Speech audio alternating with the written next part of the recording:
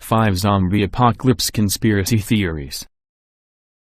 Number 5. It is no secret that Nazis, with their modern, perverted science, as Churchill phrased it, feature prominently in conspiracy theory origins. It is also no secret that Joseph Mengele devised some awesomely grotesque, despicable experiments carried out on Jewish guinea pigs. He repeatedly broke children's limbs in the same place to see how long it would take before the bone simply would not heal. He performed irradiation of victims, then vivisections without anesthesia to study organ damage. He also liked to harm identical twins, to study whether one felt the other's pain. Conspiracy theorists, taking into account these surgeries, as well as Hitler's and Himmler's fascination with the occult and the supernatural, have concluded that there was a cooperative intent on creating zombies out of the captured Jews, gypsies, et al. The conspiracy theorists believe that the Nazis intended to kill their bodies and most of their minds, leaving only the base functions of the cerebellum intact. Such people would serve two purposes, namely obeying the Nazis' every order without hesitation, and showing the world the apparent inferiority of all non-Aryans. What the Nazis didn't finish, it is understood the U.S. government will, drawing on Nazi research. Number 4. Dulce, New Mexico. Mentioned in detail on a previous list, the Dulce base is held by conspiracy theorists to be a secret underground medical research facility operated in part by aliens, whom the government allows to do what they want in exchange for advanced technology. Their research involves creating animal hybrids, like the Minotaur and the Centaur, by sewing dead animal carcasses together and then resurrecting them.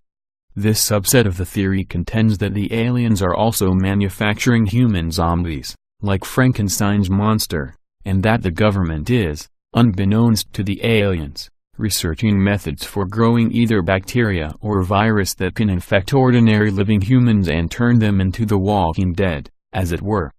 The infectious agent ties in with several other entries on this list.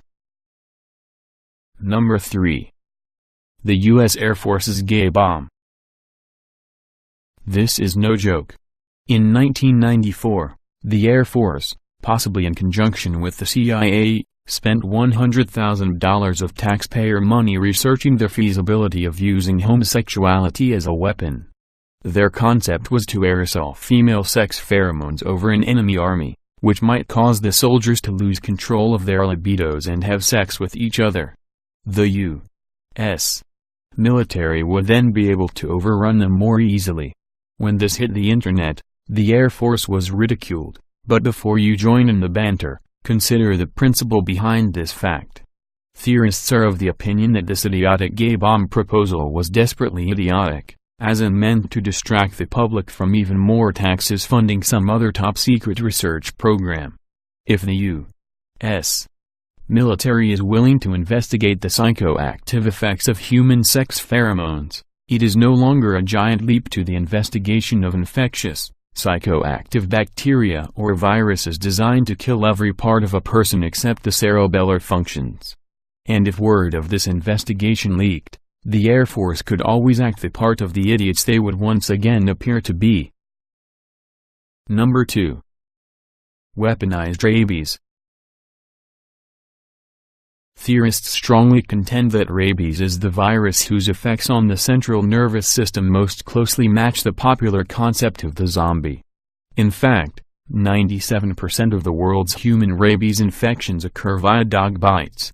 It has been all but eradicated in most countries with modern medicine. But the government has stockpiled every disease that has ever existed in varying amounts. This is defended as studying disease mutations to prepare for the worst.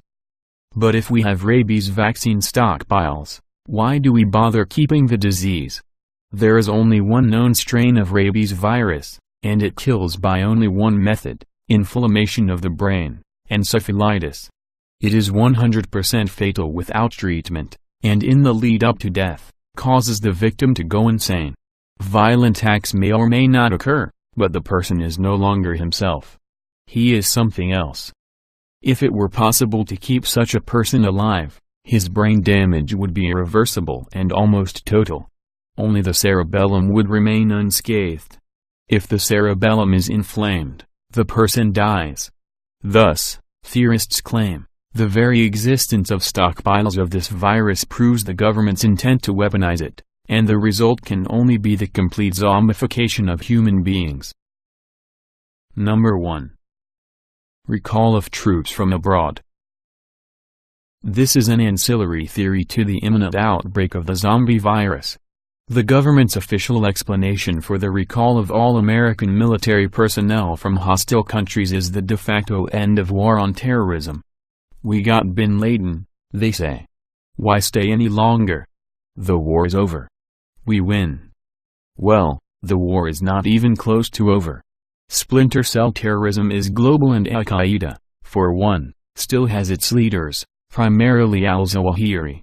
With Hamas and Iran as open, growing threats to Israel, the U.S. strangely appears to be abandoning its Jewish ally. The real reason for our military's sudden return to full strength at home is, of course, hush hush. It has to do with the government's knowledge of an infectious agent capable of killing and then reviving humans as mindless cannibals. The troops are abandoning foreign terrorism and being brought back in anticipation of the agent escaping into an urban environment.